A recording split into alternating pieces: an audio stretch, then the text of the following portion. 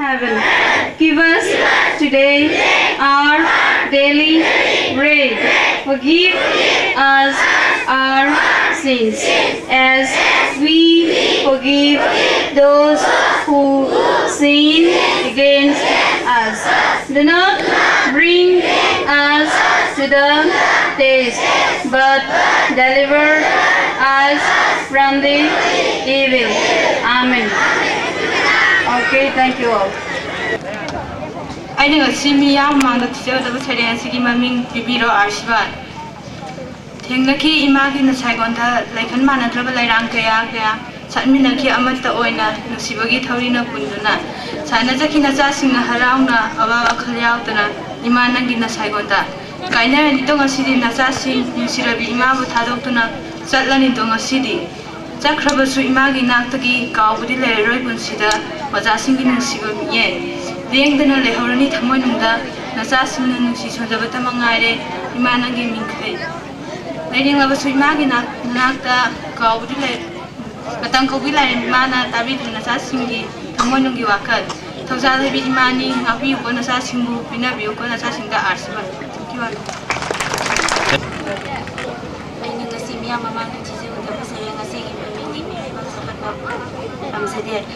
Mirabel Chokhatpa Pamsade Equina, Miramden Lungai Bakalakti Equina, Bharat Ki Thazila Equini, Bharat Ki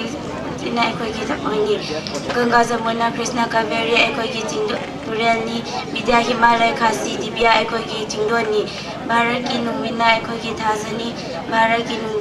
Nundina Equiki. Thank you.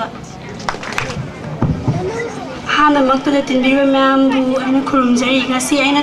Lingotazur, Saying Mamindi, my day lema. Saying a civil Limbriapana, Frala Pambari, Shermany, Hojarage, Egisha. My day lema Fajabi, Ritu Kuting Shakoni, Chiknalim Nangalibi, Sure Shake Homlibi, my day Popi Palimni, my day lema Fajabi. No my Jingina Pomda, Kongu Mele, Yerum Lay, Langman Taki Matamda, Pongli Pom Kangapa, Leha Urang Tangjaba, Koklecherong Ted Liba. Ang Thagi Matamda, Mano Kalakpa, my day Popi Palimni, my day Pasavi. Thank you. I never see Miyagi Manda Tizaga River selling a Sikimamindi, Irepa, Ujaji Nangumba, Nangum Nanushiba, Uningi Pendaba, Nomboki Koro Kuntapam, Baret Kisamji Landaipam, Prakiti Imagi no Arabasanapam, Zalaba Tamogi Awabo Kunapam. Kungna Panba Mahimarong, Jumna Saka Pokicharon, Midengi Lambida Aimba Pinabi, Nachagi Watana Jinjindi Hulibi, Kunja Kuding Mata, Jinyatam Yapum Namata, Umbina Tiglana Nagundo Sakseri, Santigi Apikpa, Iradi Shinteri, Putia Taklabinangumbi, Napari Luna Tojabi, Samana Binataro Kanadi Labagi, Nangumbi Imabu Kadai de Labagi,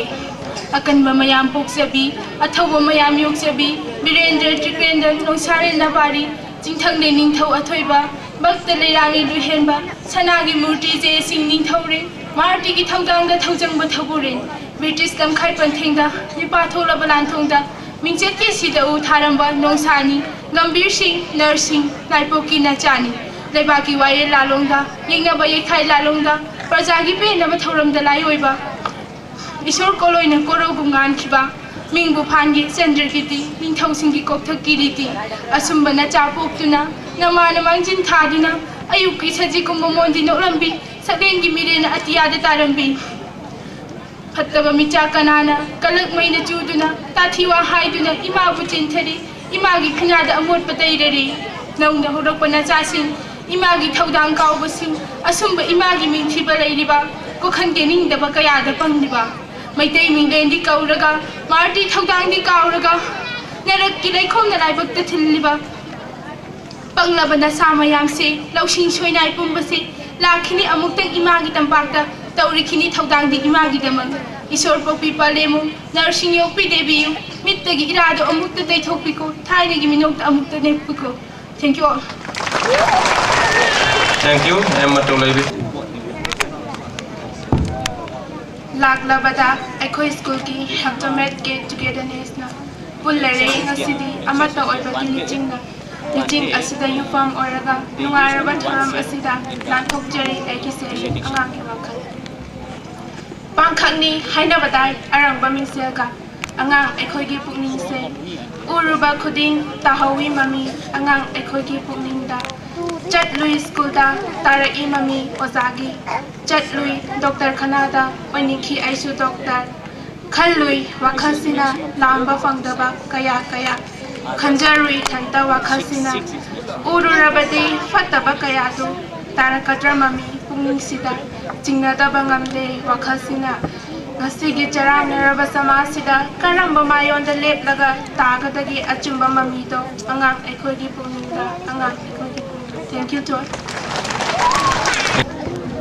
aina ngasi miyam mamangda thijagadoriba sayeng asigi mamingdi ida thaza ngasi punima no mawaliba taramarini pamba thazani tholale aigi ida thaza aigi fangaroi ba wahang kayagi paukum hangfam aigi potha pamnina hakti aigi ida thaza fazai ko na hakki maithong sai mi pung khuding gi thamoi bu inghalli na hakti aigi wari sana famne potha famne ngasi su hangjage ida thaza isam sam jabi ingamo jabi aise ore do ngasi di sana phang khang dabi mahu karabalin na hakjang pumba chikpa gum ngasi di zaina fauri hakjang se longnam langda thurabi aini mamsing khre lambi su kadom da satkani aini lamhamare ida thaza matam su thengle ita aidi satlage nangi punima ngairoi aidi na hapu maman pizaba ngamjade amak payawtrabi aigi ita thaza ngaloko ko na hakti mabu mangan pibiu ko aigi ita thaza thank you all bangong pa corruption haibasi samaj ki yeknabani masibu muthatpana khunai chigi yapani amat toy bugili singna muthat asi malemdagi corruption lanthokchari egi sareng corruption he corruption onthok natam thikre da konangse maithong tarana nganthoiba durga gi sakti ni ne nahak se karibu yauri bage nang na tawba ngam loidaba mahi masing da pung changba satra singi mafam dadi chawra ba yekna bin yang se ayuk charaga nimidang chara henba mangal panglaba larik laisu da laira sutat naraba satra singi mafam dadi punthabire corruption nangna ningba kai bagi lukha konungda maming tangaire sanalaipa corruption gi ma ulinglaba percentage gi maikhumna uplaba mihat mi punna thallaba oire do ngasidi chingleipak manipur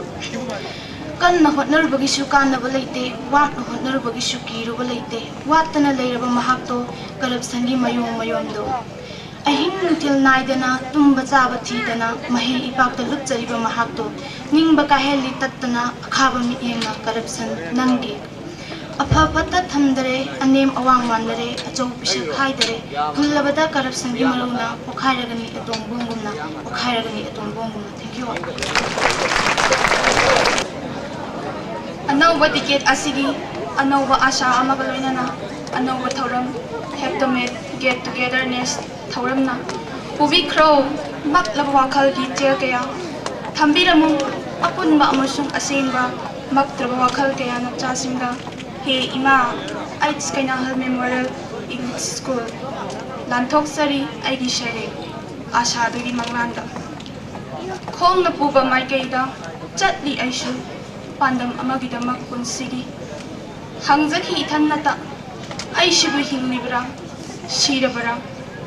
hingli sirabagum mahau yaudraba thawagidamak nonglai kayashu lakhi khangbada waraba kayara khanai gaiki tamthiraba wapjingi ulena maikai bumna mangkraba malem sida lakhigadra punsigi anoba mangal ngai khibetai punsi sandya oiraba ngai khibetai aigi punsi su asadagi manglanda thank you ai ngasi miyam mamangda langthokcharigadaba se ngasi gi mamidi ningsinglubada arang balai tingbudi awaw singduna hendaba nate sangsar gi ning khonglaba sida awa singi nungsirba konsen na pomda yeri sakhabagi matau tamhaurariba singdusu asum tam praga mayek senglai arapada sorry sakhabagi matau tamhauriba disu asum tam praga mayek senglai asasat kaya urraga tamhauriba singdusu orbe kalui awang basinda anembada telai thank you aina ngasi miyamang dalan dokter gi daliba se ngasi gi mami matam sigi satra se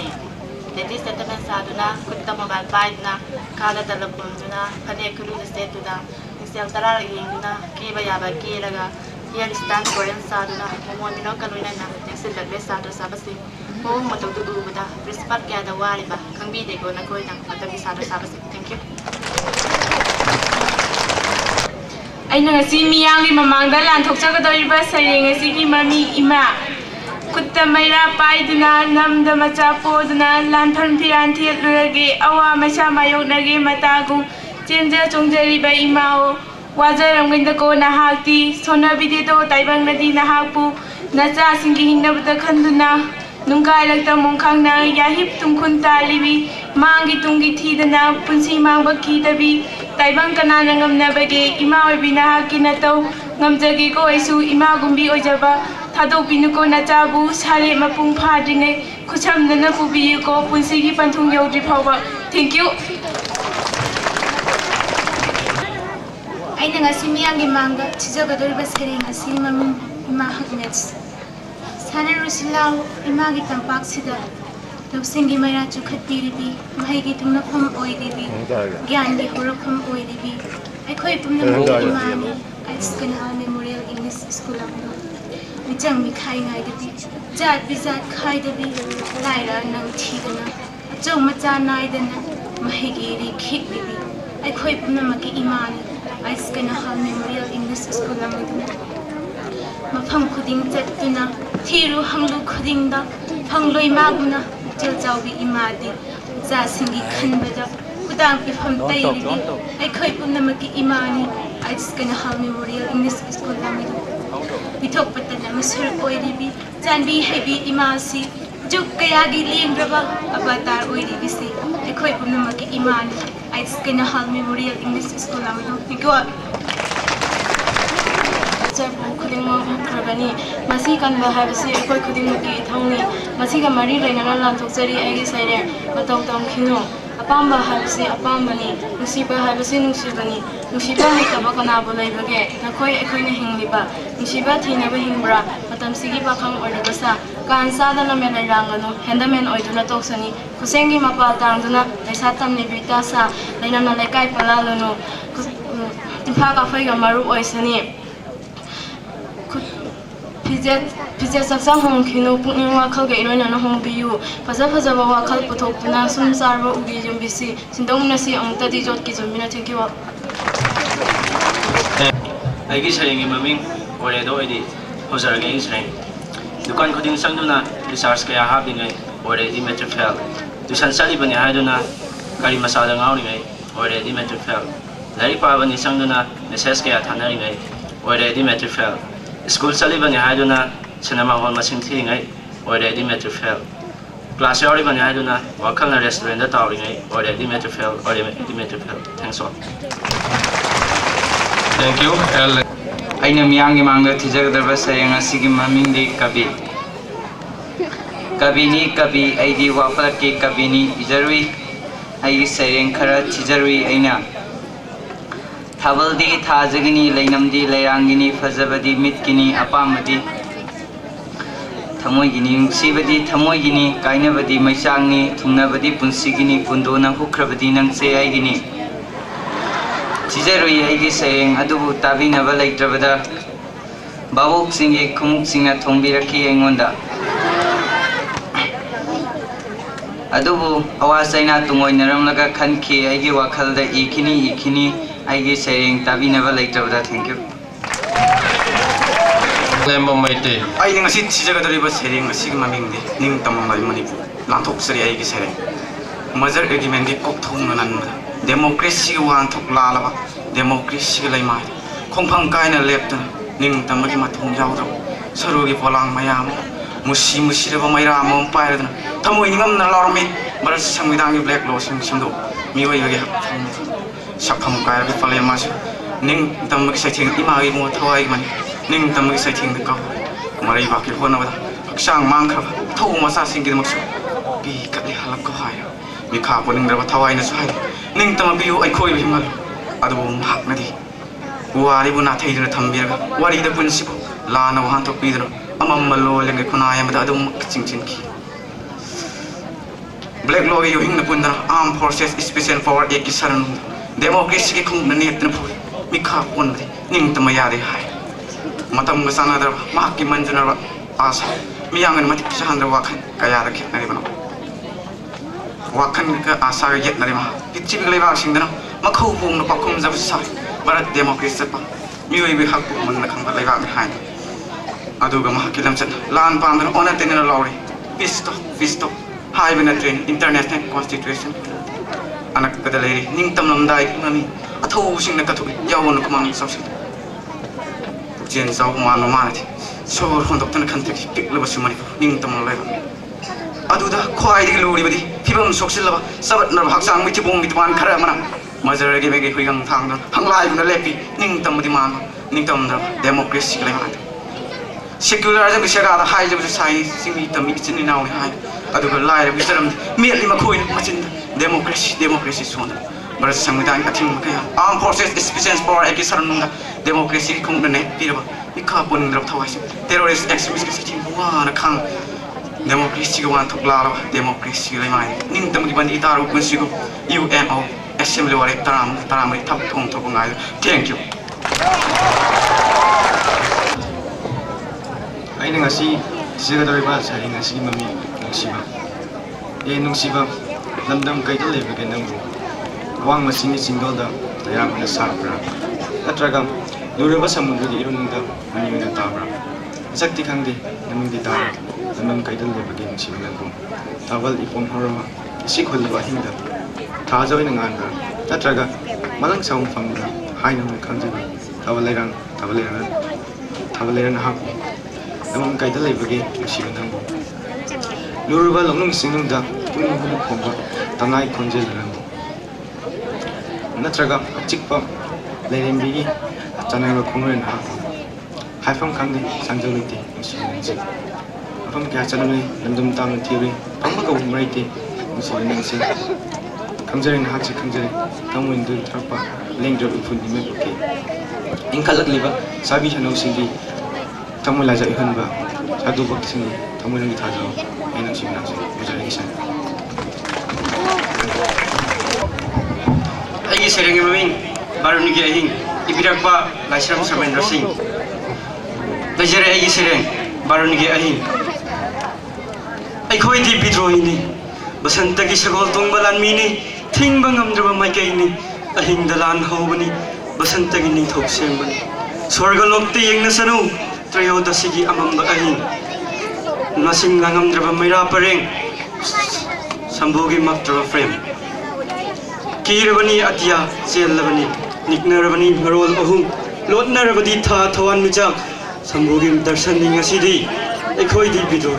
bidrohini ekhoi di thingbangam nabin thank you ngasi myang gi mangda tijaga dorba sare ngasi gi mami anawa thunga baji samudra turet ki gyan khomjal laga thawai pan ba phangna maki nasana ni thok sem jab em object ti kai dawai thawai yan gopala sizade faja go mami tang ke mama gopala ha sizade tapeva unna makka shiao bodong ko lai train mi ju samase mon train ma thai ko ki puri bi sikana ma to ti sa de ki ni sa ji anta ikang ya to ji ma ko ki ma thank you Maring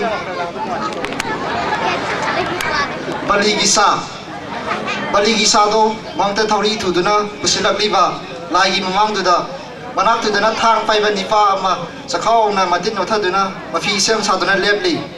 aswan ba jibido mak siragane khangi siram dai da khalli mak na aisu amuktang idakta lepli banifa si wajaram la badiko thank you ai ngasi miyama ka tijaga da sai ngasi ki mami hai matam sigigal ai matam sigigal sakpudi adum fazai rasisu adum lei sum firan sai au bakana bu sumati pajaba sathik chatingai nom ket wa thaina budana talak manawa onusida na khoise parim panthok singi ruidama khanbada wa do ngamde ai yumdagina skundagina Bendagi lating chap center fresh Kogon ka ba makai matauti pansanga tharaga Romeo Juliet tamjaningai ni ning kenari ba haidura winari ba haidura nate amata oidam roi irang tawi ba haiduni ning singsi amutang restaurant na kaina kanba mangjai bse atai kana sunate tanau rabi nakoi tani haibse kaigumba ningba kaida bi thamoi duna thauri ma ga madu oi tamthireba poison buna amtragum khal sodena zamingna ningla kani nongma Nauringai de kantoksi he matam sigi gal sakpa jubisa. Thank you. Auti Himalaya Mete, phone number 25. Asi ay na mayangi mga lantok sa gatabi ba sa nga sige mami pulsigi mo. Yai rabada ising ya kal ba isiyang na ngam de ning kaya ba tutorial gitorwa. Yai rabada usik ya kan ba sapuda. Ngam de take the guide mo tun waton awang farada. Saira ga wina mi pot ki mo. Takla ga tum na i patong thang. Para ga hengali loksingi bukai di naina ga hengali loksingi mga loksing may raso kala si masay mga sandurak na loksing dugi mga na amang malamig mo kala si amang malambisat pa di sway ng tibo net kani papilambi ni kanglat kani posak amatin na gani posak ajudi asum magawa isoro ang malambisat pa di as amang mamasak mangkini tegawa. Thank